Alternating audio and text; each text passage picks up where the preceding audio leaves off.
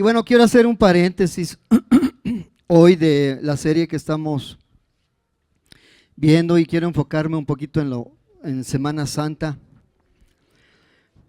Pero me gustaría hablar acerca desde un evento en particular hacia adelante,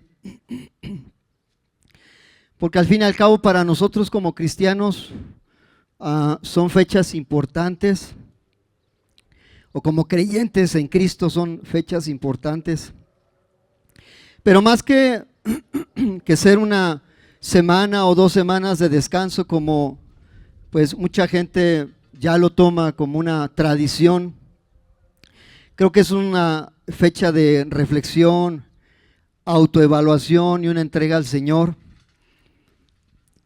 porque entendemos que hay acontecimientos que sucedieron durante esta fecha, por eso es que la tradición de hombres así lo marca. Entonces la pregunta es, alguien me hizo esta pregunta: ¿Dios quiere una Semana Santa o quiere una vida santa? ¿Qué es lo que Dios busca de nosotros? Y bueno, hoy en día la Semana Santa se ha convertido en todo menos en santa. Y eso lo podemos ver alrededor de lo que sucede con personas que conocemos, en las noticias. Y me gustaría enfocarme principalmente desde el momento de la Santa Cena, que le llamamos, hasta a lo mejor un poquito hablar de la crucifixión, de lo que pasó cuando arrestaron a Jesús y qué sucedió después de 40 días que Jesús resucitó. ¿Qué pasó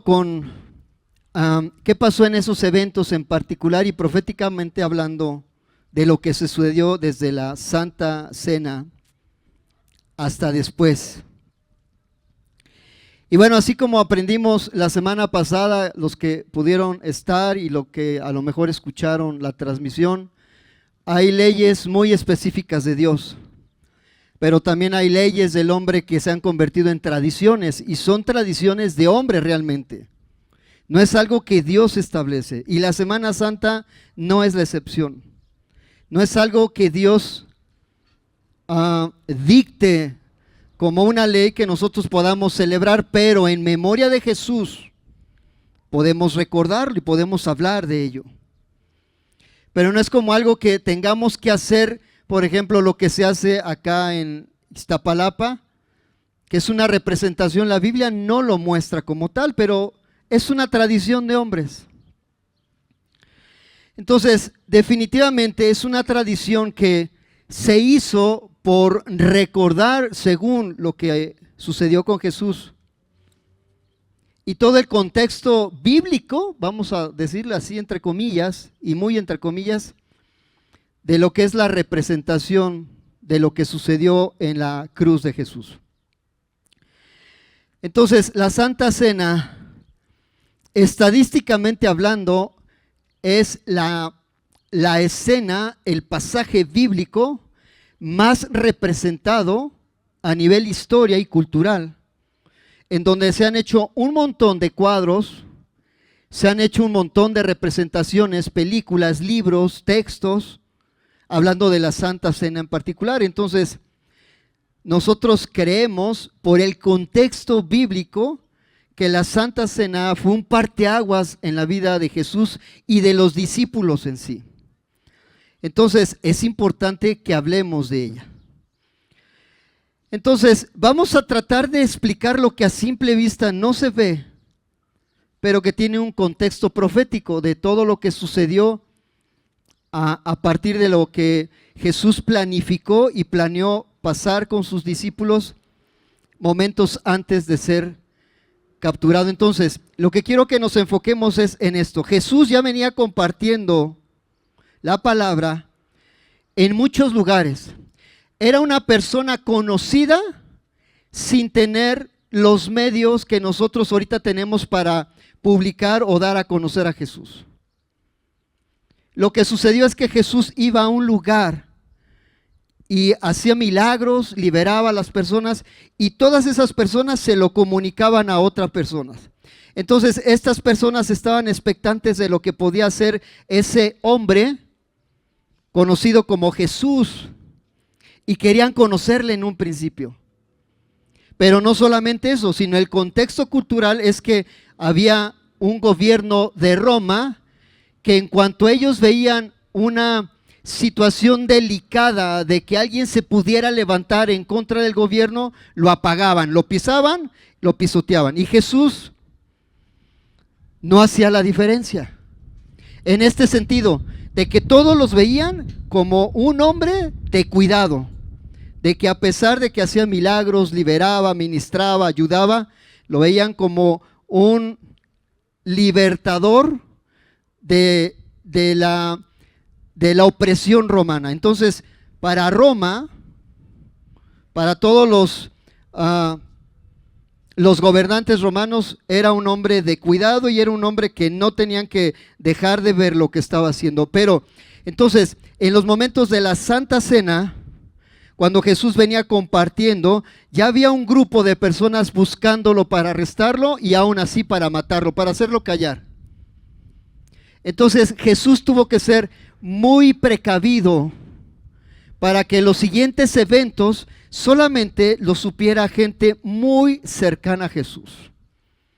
Llámese Pedro, Santiago, su hermano, que eran los tres, digamos, más cercanos según la Biblia. Entonces, Jesús, en este sentido, en el contexto cultural, ya no podía tan fácilmente ir a algún lugar sin ser visto y sin ser perseguido. Entonces, él procuró por la seguridad suya, claro, sabemos el contexto, pero por la seguridad de sus seguidores, mantener cosas no tan abiertamente a los demás o al grupo de los 12. Entonces, quiero tomar de base Lucas 22, aunque este contexto viene en Mateo 26, Marcos 14, Juan 13 y Lucas 22. Los 4 evangelios hablan acerca de esa reunión tan especial, tan significativa con Jesús. Ahora, toma en consideración algo. Estos hombres, los 12, estuvieron con Jesús 3 años, entonces no era la primera vez que ellos iban a estar reunidos. Sin embargo, el contexto en el que Jesús hizo la historia iba a ser el parteaguas en la vida de los discípulos. Entonces, no era una reunión más, era una reunión muy importante porque Jesús les dejó las últimas instrucciones a sus 12, incluyendo Judas. ¿Vamos bien? Vámonos a Lucas 22, verso 7. Desde ahí vamos a comenzar. Dice la Biblia: llegó el día de los panes sin levadura, en el cual era necesario sacrificar el cordero de la Pascua. En el Evangelio de Juan solamente menciona la Pascua, no habla acerca de los panes sin levadura. Y Jesús envió a Pedro y a Juan diciendo: id, preparadnos la Pascua para que la comamos. Entonces, Jesús, de acuerdo a su tradición, y no era una tradición de hombres, según su tradición, todo el pueblo de Israel conmemoraba la Pascua y todo el mundo sabe el contexto de la Pascua, pero déjame decirte algunas cosas importantes. Era un recordatorio solamente de lo que había hecho Dios miles de años atrás en su pueblo, Israel, en contra de Egipto.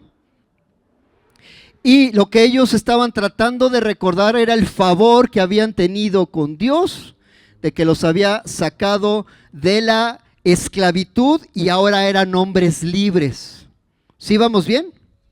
Ese es el contexto principal de la Pascua. Ahora, el día de los panes sin levadura, como dice la Biblia, era un evento que se tenía que festejar 7 días seguidos, 7 días seguidos. Y en uno de esos días, algunos dicen que era al final, se festejaba la Pascua, es decir, una reunión especial donde había una comida especial, donde había un evento especial. Algunos dicen que la comida no era tan importante, pero sí el recordar el hecho de que Dios había liberado al pueblo de Israel. Entonces había una fiesta de los panes sin levadura y luego decían que podían festejar la Pascua. Unos dicen que era entre esos días, pero finalmente la Pascua envolvía ese 7 días de tradición más la liberación del pueblo de Israel. ¿Ok? Entonces, lo que Jesús estaba haciendo era solamente seguir con su tradición y decirle, bueno, ahora ustedes dos vayan y preparen este lugar para que celebremos como todos los judíos la liberación del pueblo de Israel. Entonces, desde que la iglesia nació, se ha celebrado o se ha hecho lo que llamamos la comunión de la cena del Señor o la Eucaristía, algunos les llaman así. Pero finalmente fue un momento muy especial para Jesús principalmente y sus discípulos. Dice Éxodo 12:14, no quites el renglón de Lucas 22, pero dice Éxodo 12:14, y este día será en memoria y lo celebraréis como fiesta solemne para Jehová durante vuestras generaciones. ¿Cuántas generaciones? Todas las generaciones. Y sabes, nosotros somos la generación que está después del libro de los Hechos, porque los apóstoles siguieron predicando de Jesús. Y es una tradición, pero es algo que es algo que Dios estableció. Y le dice, por estatuto perpetuo lo celebraré. ¿Sabes que esa palabra perpetuo me llamó la atención? Viene de una raíz que se llama olam y significa por la eternidad. Dice la Biblia que por la eternidad, bíblicamente hablando, proféticamente hablando, tenemos que celebrar la liberación del pueblo de Israel en contra de los egipcios. Éxodo 12:17 dice, y guardaréis la fiesta de los panes sin levadura, porque en este mismo día saqué vuestras huestes de la tierra de Egipto. Por tanto, guardaréis este mandamiento en vuestras generaciones por costumbre perpetua. Otra vez la misma palabra, perpetua, por siempre, para siempre. Proféticamente hablando, esta celebración señalaba al Cordero que quita el pecado del mundo, y todo el mundo sabe que es Jesús. Entonces, eso es lo que estaba haciendo el Señor, preparando el camino ahora para Jesús. Jesús se sacrificaría, Él mismo se entregaría por nosotros para que ahora seamos libres del pecado. Entiéndase esto, iglesia.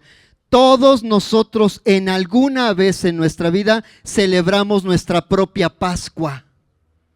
Todos. Porque el principio de la Pascua era recordar la liberación de la opresión del pueblo egipcio en contra de Israel, y Dios los liberó. Entonces ahora viene Jesús y hace exactamente lo mismo que hizo con el pueblo de Israel. Nos trae a libertad. Ese es el principio. Entonces cada uno de nosotros celebramos nuestra propia Pascua. ¿Cuándo? Cuando recibimos a Cristo como nuestro Señor y Salvador, y nos hace ahora libres. Y dice la Biblia que todo es hecho nuevo. La misma Pascua ahora representada en nosotros mismos como personas individuales. Aunque Jesús sabía perfectamente aquel día humillante y doloroso se acercaba, Él sabía que ya cada día que pasaba estaba más cerca de pasar la cruz, pero aún así Él se alegraba de poder estar reunido ahora con sus apóstoles, siendo esas, algunos dicen que eran 18 horas muy especiales para Jesús, desde que se instaló o desde que mandó la orden para que buscaran el lugar adecuado para celebrar la Pascua. 18 horas faltaban. Imagínate si Jesús no sabía ese tiempo.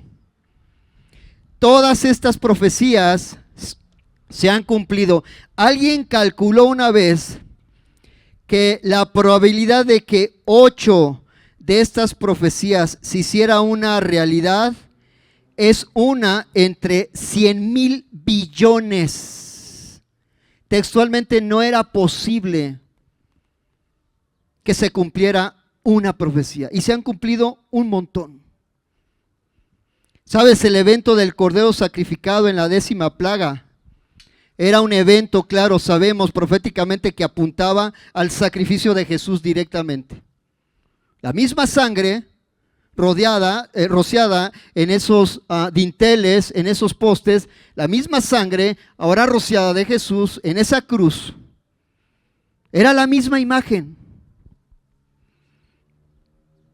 Y sabes lo triste de esta historia, que a pesar de ser una orden de parte de Dios, el pueblo de Israel muy seguidamente se olvidó de celebrarla y de recordarla.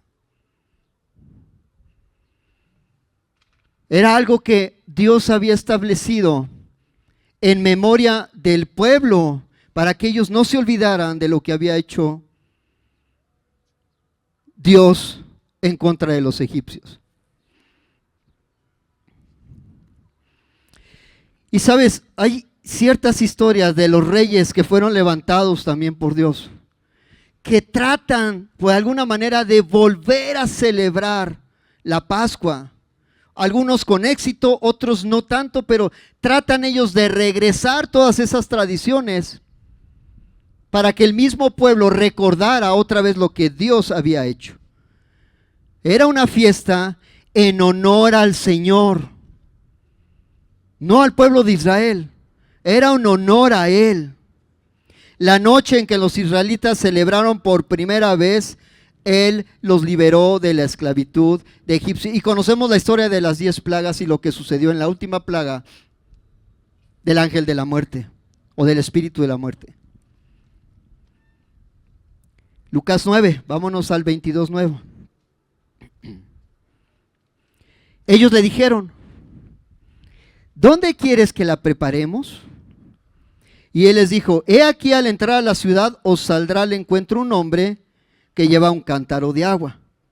Seguidle hasta la casa donde él entrara y decida al padre de familia de esta casa: el maestro te dice, ¿dónde está el aposento donde ha de comer la Pascua con mis discípulos? Entonces él mostrará un gran aposento alto ya dispuesto, preparado allí. Fueron pues y hallaron tal cual les había dicho y prepararon la Pascua. Yo no sé si puedes leer esta historia y de repente salir un poco confundido, porque Jesús les da santa y seña de lo que va a pasar allá, pero que ellos no saben si va a ocurrir. Es como cuando te dan una dirección y te dicen, porque la gente ya sabe cómo llegar, y te dice, pues tienes que irte por esta avenida, topas con pared, te das vuelta a la derecha y te vas a encontrar una casa blanca, topas a la izquierda y hay un árbol grande, frondoso así, grandísimo, te vas a la derecha otra vez, llegas a un lugar donde hay unos tinacos allá afuera, luego a la izquierda y ahí vivo yo. Entonces tú apuntando así todo en tu blog de notas, ¿no? Ya hoy hiciste el GPS, pues es más fácil. Entonces, Jesús les dio una instrucción que específicamente sabía lo que iba a suceder. Y ellos, al parecer, en esta historia, no preguntaron, bueno, ¿y cómo se llama el Señor o cómo es el Señor? Él les dijo, esta persona que lleva un cántaro de agua es el que ustedes van a seguir. Ahora mi pregunta es,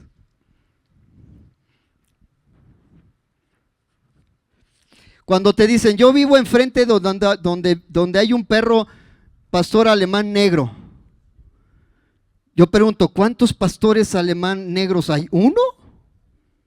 ¿O hay un montón? Entonces les dice, ustedes van a ver a alguien con un cántaro, a ese seguirlo.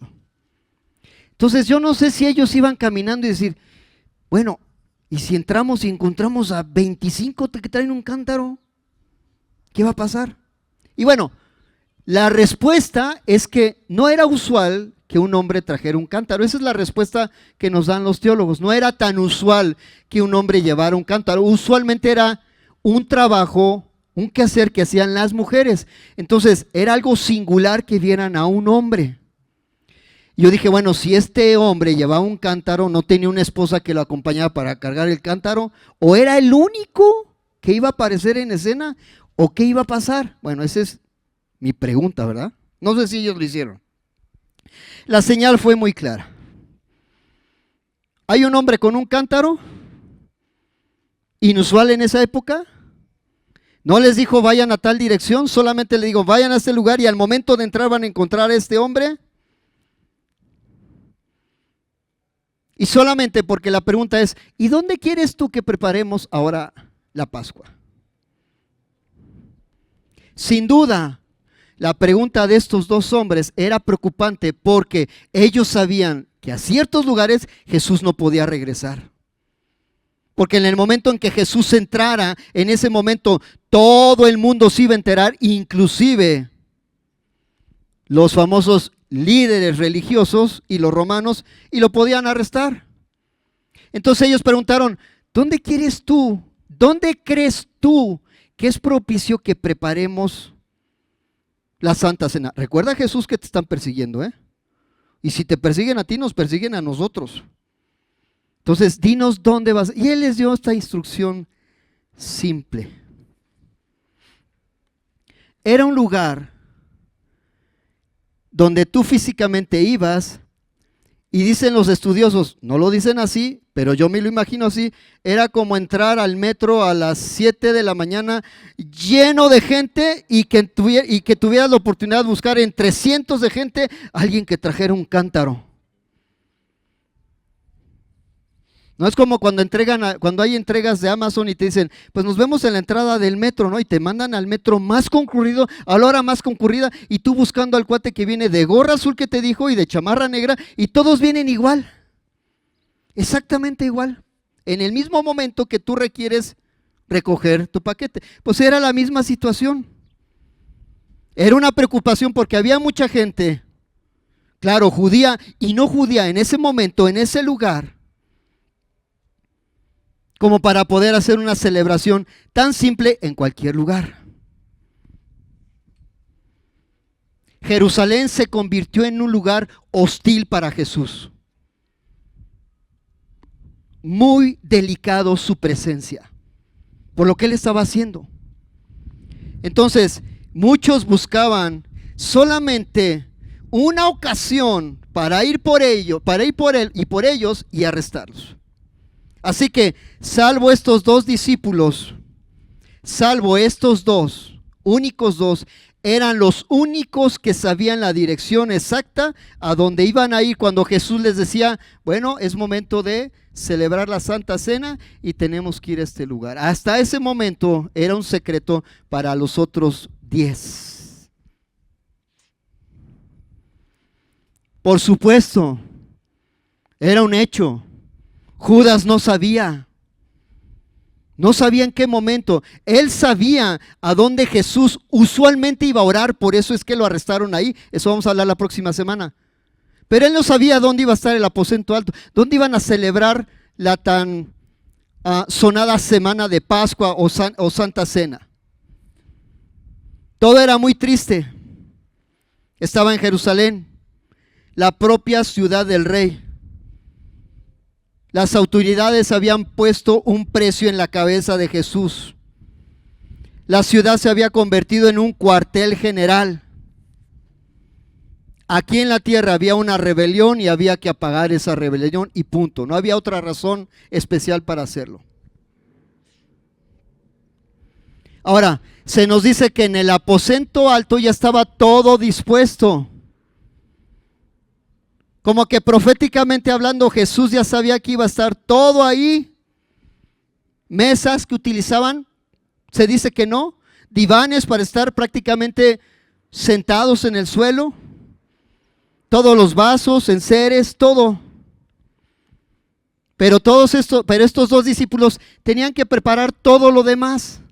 A lo mejor el lugar era el más adecuado, pero habría que preparar la cena, el vino, todo lo que estaba alrededor de la Santa Cena, inclusive el cordero que ellos debían de comer. Ellos por costumbre tendrían que conseguir el animal que habrían de llevar al templo donde lo matarían. Luego el sacerdote recogería la sangre del cordero y la rociara sobre el altar. Después el mismo sacerdote despellejaría y les traía las entrañas, la grosura, que también serían quemadas sobre el altar. Luego los discípulos llevarían el cordero a la casa del aposento alto para celebrarlo. Es decir, no es como que tú vayas al mercado aquí de Chalco, que es el mercado donde venden todos los animales, agarras un borrego y le preparas una barbacoa y se acabó. No, había que presentarlo al sacerdote. Esa era la orden. Presentas el cordero, el sacerdote da la autorización, si es adecuado ese cordero, hace todo el proceso y finalmente entrega el resto para ser cocinado en cada una de las casas, como lo hicieron en la época del Éxodo. Verso 14 de Lucas 22. Cuando era la hora, se sentó a la mesa y con él los apóstoles. Y les dijo: cuánto he deseado comer con vosotros esta Pascua antes que padezca. Mi pregunta, ¿era la primera vez que Jesús comía con ellos? No. ¿Y por qué dijo esto? Por el principio espiritual que estaba sucediendo con él y con sus discípulos. Jesús entendía y sabía todo lo que iba a pasar con sus discípulos después de que él fuera arrestado. Todo. Porque os digo que no lo comeré más hasta que se cumpla en el reino de Dios. Y habiendo tomado la copa, dio gracias y dijo: tomad esto y repartidlo entre vosotros.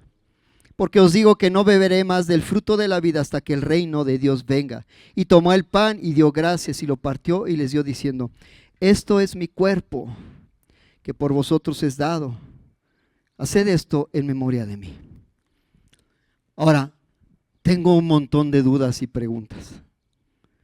Jesús pasó 3 años con sus discípulos. ¿Sí? ¿Estamos? ¿Cuántas veces celebró la Pascua Jesús? Se supone que en ese orden con sus discípulos por lo menos 2 o 3. ¿Será que en todas hubo esta situación de decirles acerca del cuerpo y de la sangre? ¿O esta era tan especial de lo que iba a suceder automáticamente saliendo de ahí, luego yendo al huerto del Getsemaní? ¿O era algo especial para Jesús?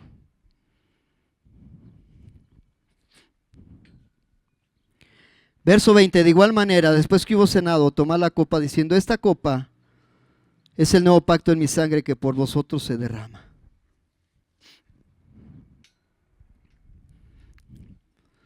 Y sabes, Jesús habla de un nuevo pacto. No habla de quitar otro y poner otro mejor. Habla de un nuevo pacto.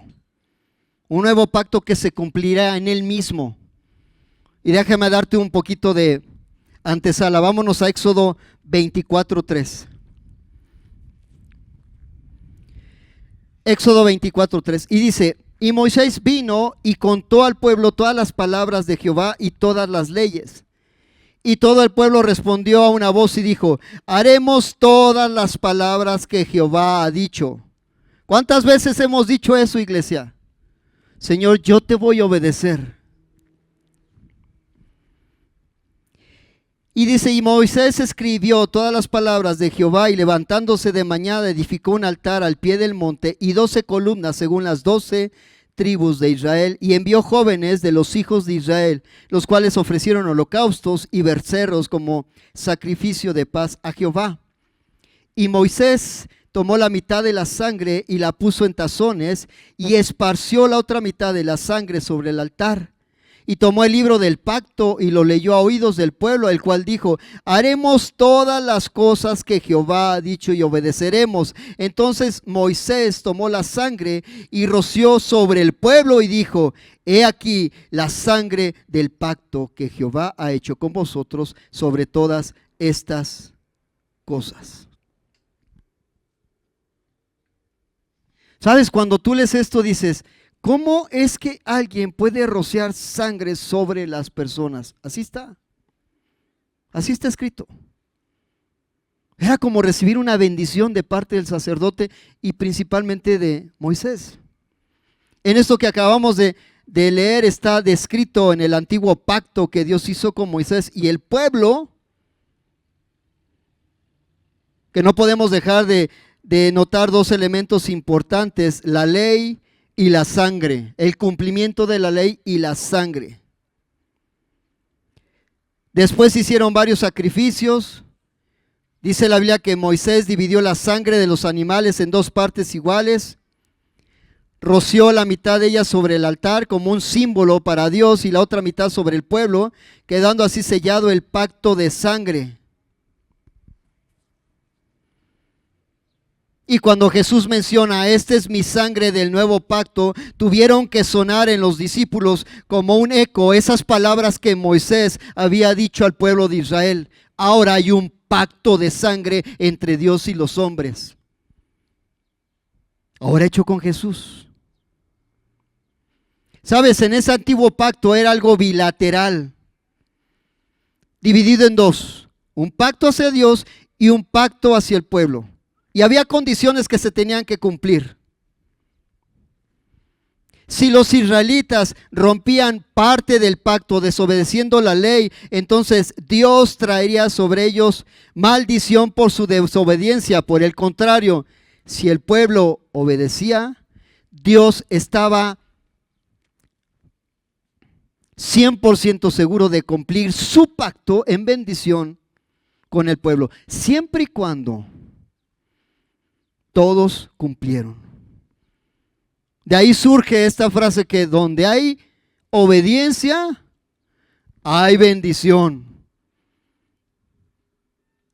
Si eres obediente, aunque te quites, va a llegar la bendición. Aunque te escondas, claro, quien no quiere ser bendecido, ¿verdad? Es un decir nada más. ¿Qué ocurrió después? ¿Cuál fue el resultado de este pacto? ¿Sabes? Cuando Moisés dijo ese pacto, todo el pueblo lo recibió con mucho entusiasmo y dijeron: sí, sí lo aceptamos, sí lo haremos, sí seguiremos al Señor. Prometieron ellos cumplir su parte, porque ellos sabían que Dios no podía dejar de cumplir la suya.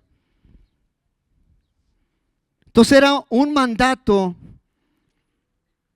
recibido como lo que era de parte de Dios.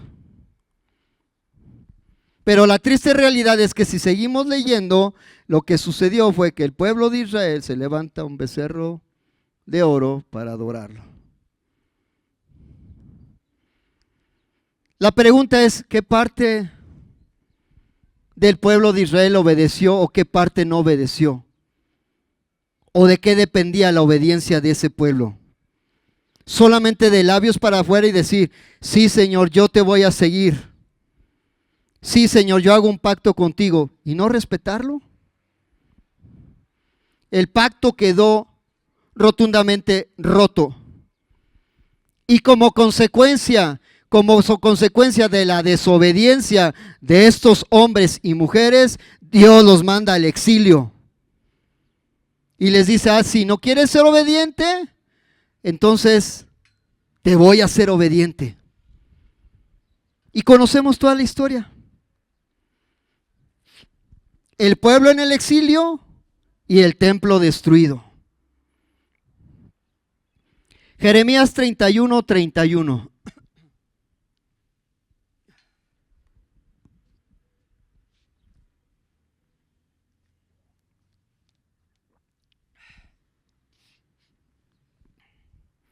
Dice aquí que vienen días, dice Jehová, en los cuales haré nuevo pacto en la casa de Israel y en la casa de Judá. No como el pacto que hice con sus padres el día que tomé su mano para sacarlos de la tierra de Egipto, porque ellos invalidaron mi pacto, aunque fui yo un marido para ellos, dice Jehová. Pero este es el pacto que haré con la casa de Israel después de aquellos días, dice Jehová. Daré mi ley en su mente y la escribiré en su corazón, y yo seré a ellos por Dios, y ellos me serán por pueblo. ¿Sabes? Este nuevo pacto que Jeremías estaba diciendo, proféticamente hablando, traería un cambio interno en las personas, una transformación interna. La ley no solamente era algo que ellos podían leer, ahora era algo que ellos podían sentir y obedecer. Dentro de ellos, dice la Biblia que Él escribirá un nuevo pacto en su mente, en su corazón. Dios cambiaría la mente y los corazones de aquellos conectados con Él en un nuevo pacto. Eso mismo hace Jesús. ¿Quién transforma a las gentes? El Espíritu Santo. Nosotros no tenemos ni siquiera esa habilidad para hacerla. Dios hace el cambio, Jesús hace el cambio, el Espíritu Santo hace el cambio. ¿Sabes? El nuevo pacto lo que estaba haciendo es que ahora con Jesús íbamos a tener una relación tan personal con Dios, tan significativa con Él, que podíamos escuchar su voz, sentir su presencia, oler su fragancia. Esa es mi oración siempre, Señor, gracias, porque realmente así es. Es un Dios tan cercano. Una cercanía en la cual el pueblo de Israel dejó de experimentar por su desobediencia. Toda gente cuando dice, es que no siento al Señor, ¿y qué tal estás obedeciendo, mi amigo o amiga? ¿Qué tal te estás metiendo con el Señor? En esta última cena, cuando Jesús dijo, levantando la copa, esta es mi sangre del nuevo pacto, no solamente estaba inaugurando una nueva ceremonia, sino que estaba inaugurando ahora la era del Nuevo Testamento que nos corresponde a nosotros, sus hijos. Estaba haciendo un parteaguas en la historia. La llegada del cumplimiento de la promesa hecha por Dios por medio de los profetas, según la cual Dios establecería un nuevo pacto sellado ahora con la sangre preciosa de Cristo Jesús en ese madero. Jesús selló ese pacto. La diferencia está en que el nuevo pacto, Dios nos da un nuevo corazón al ser humano que desea agradar y sujetarse a los principios de Dios. Por cierto, ¿cómo vas con tu lectura anual? Estamos en enero, febrero, marzo, abril. Ya llevamos 4 meses de lectura. Ya deberías de llevar casi una tercera parte de la Biblia leída. Crea en nosotros ese nuevo pacto, una nueva disposición, voluntad, nuevos deseos, pensamientos, nuevas ambiciones, nuevos propósitos. ¿Sabes? Lo que estaba diciendo Jesús es que a partir de este momento, ustedes 12 son los encargados de ver que mi reino se establece en tierra ahora mismo. Un reino celestial, espiritual, completamente diferente a lo que nosotros pudiéramos conocer.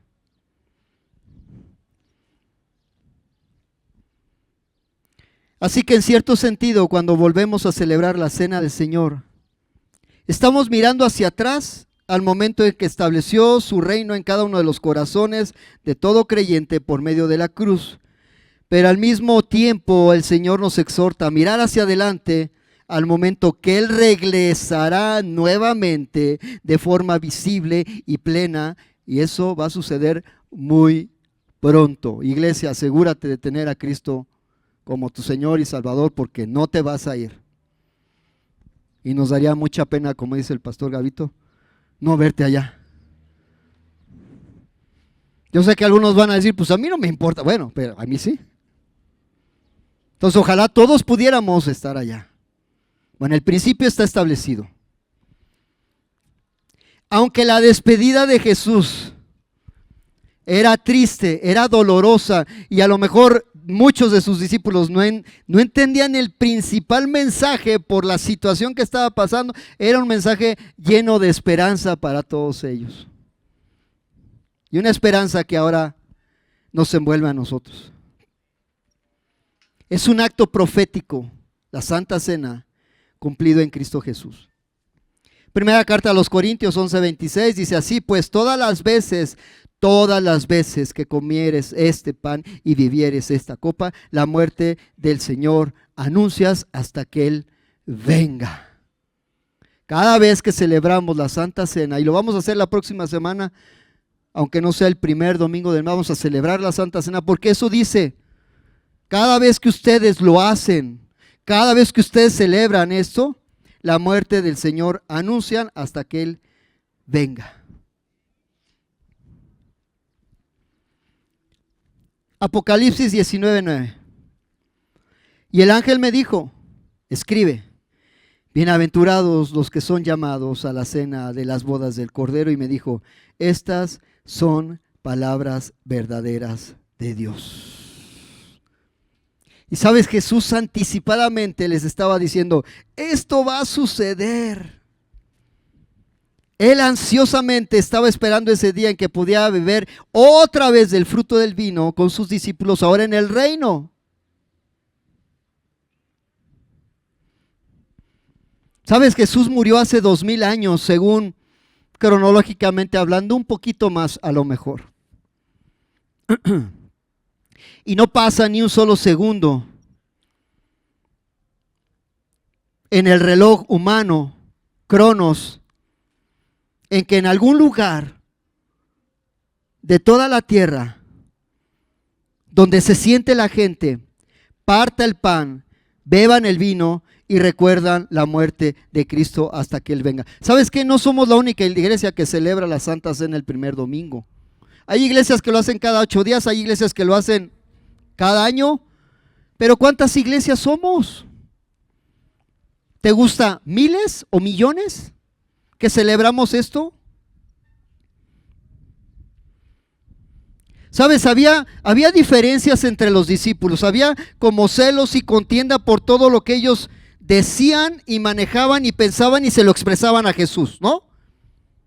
Como pasa en cualquier ministerio normal de la iglesia, ¿no? Y los líderes pueden decir que esto es así. Diferencias en la forma de pensar, en la forma de trabajar, en los temperamentos, pues encontramos diferentes temperamentos entre los 12 discípulos. Y obvio, es un hecho, y casi estoy seguro que eso preocupaba a Jesús. Porque también nos preocupa a nosotros que haya diferencias entre la gente de la misma iglesia. Y yo creo que Jesús al escuchar eso se preocupaba en su corazón diciendo, ¿no has aprendido nada después de 3 años de estar conmigo?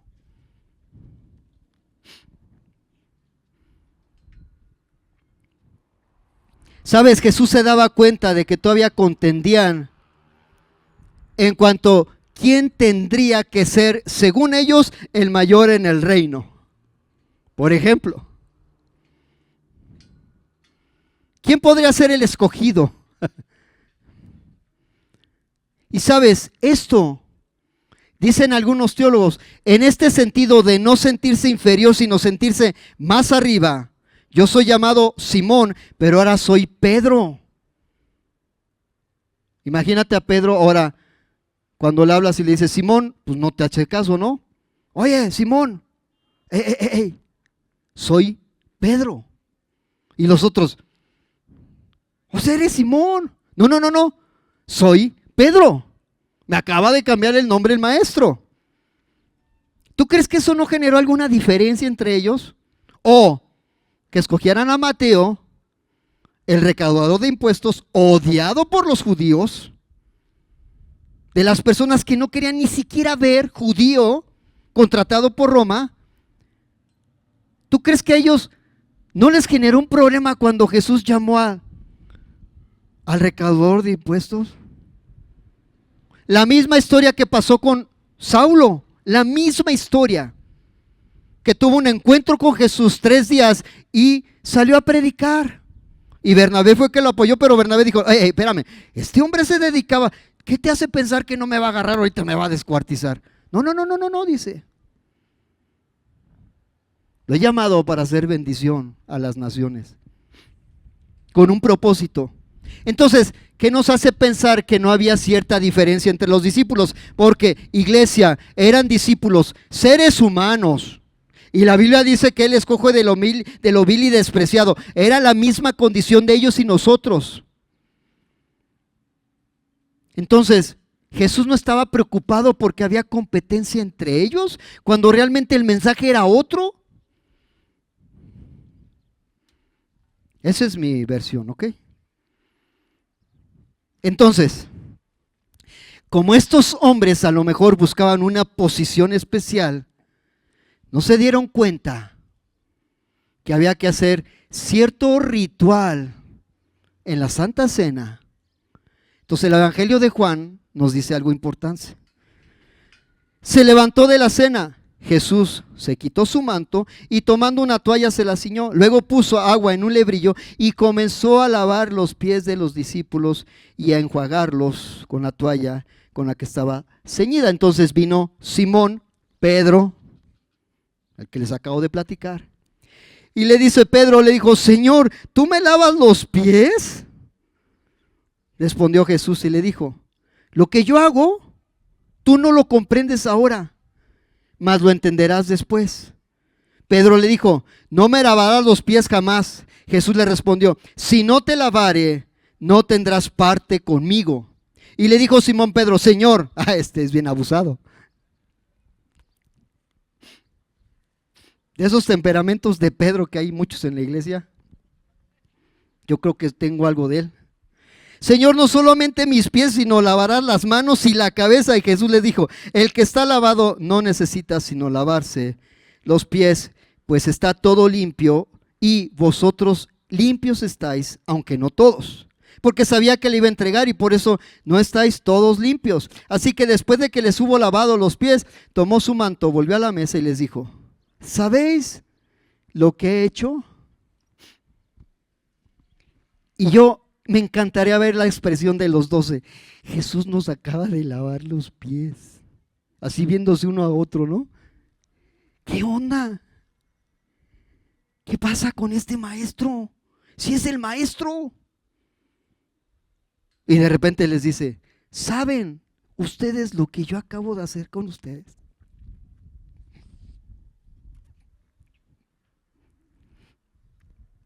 Verso 13. Vosotros me llamáis maestro y señor, y decís bien, porque sí lo soy. Pues si yo, el Señor, el maestro, he lavado vuestros pies, vosotros también deberéis lavaros los pies unos a los otros. Sabes, con este verso terminamos y lo voy a comenzar la próxima semana. ¿Qué sucedió cuando Jesús hizo esto en los discípulos? ¿Qué enseñanza les dejó tan importante de decir Jesús: yo no he venido para que me sirvan? Porque proféticamente era el rey, era el rabí, era el maestro. Yo he venido para servirles.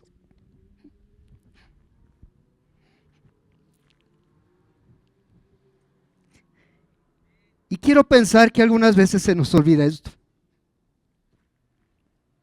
Esta enseñanza tan significativa que que Lucas no lo menciona, pero Jesús hace un parteaguas en toda la descripción de lo que sucede en la Santa Cena. Y él lo vio. Bueno, entendemos que Lucas es discípulo del apóstol Pablo, y que él solamente recopiló lo que otros pudieran haber vislumbrado y vivido, no vivirlo él mismo. ¿Sí me explico? Era como un escriba que le preguntaba: oye, ¿qué pasó aquí? ¿Y qué pasó acá? ¿Y qué pasó acá? Entonces él escribió de acuerdo a lo que él percibió de los demás.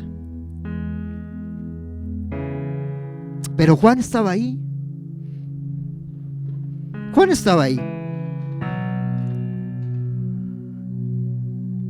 Y sabes, estas palabras cuando dice Jesús, ¿dónde está? En el verso 12. ¿Sabéis lo que he hecho? Igual ya han pasado 3000 años o más. Un montón de gente levantada, seguidora de Cristo. Un montón de discípulos según de Cristo. Y esta pregunta todavía resuena hoy. ¿Saben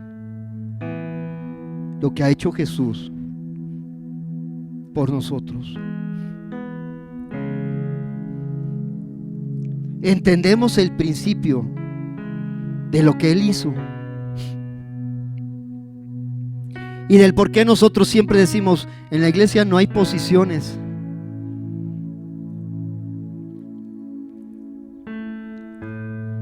A veces decimos ministerios, pero realmente ministerios, solamente Jesús mencionó 5.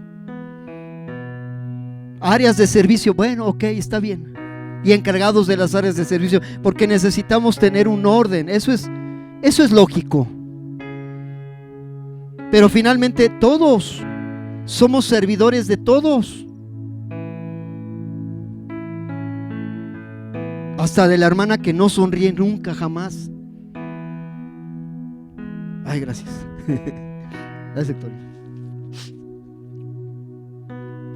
O a lo mejor con la que no tienes esa química, ¿no? Dicen, ay, es que yo le digo, hay choque de espíritus. Pero todos somos llamados a servir. Todos.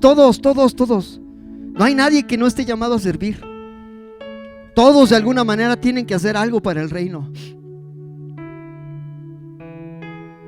Entonces el mensaje de hoy, nos vamos a quedar aquí en esta parte escritural. Comienzo desde aquí la próxima semana explicando un poquito el contexto de lo que hizo Jesús. Tan peculiar.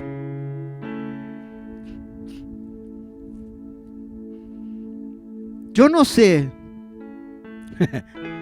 Ya me voy a meter en cosas delicadas. ¿Sí? Yo no sé si las personas que son podólogas no les gusta tocar los pies. Y porque a veces nos imaginamos que los pies es un área donde dices, uy,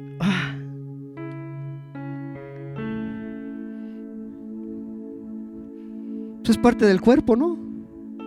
Que traes siempre tus zapatitos y a lo mejor a veces sudas, pero es parte de tu cuerpo, como la mano, como un abrazo, beso, no sé. Pero ¿por qué precisamente Jesús les lavó los pies? ¿Te has preguntado el contexto de cómo Jesús lavó los pies de estos hombres? Caminando, sudando. Claro, había caballos, había camellos.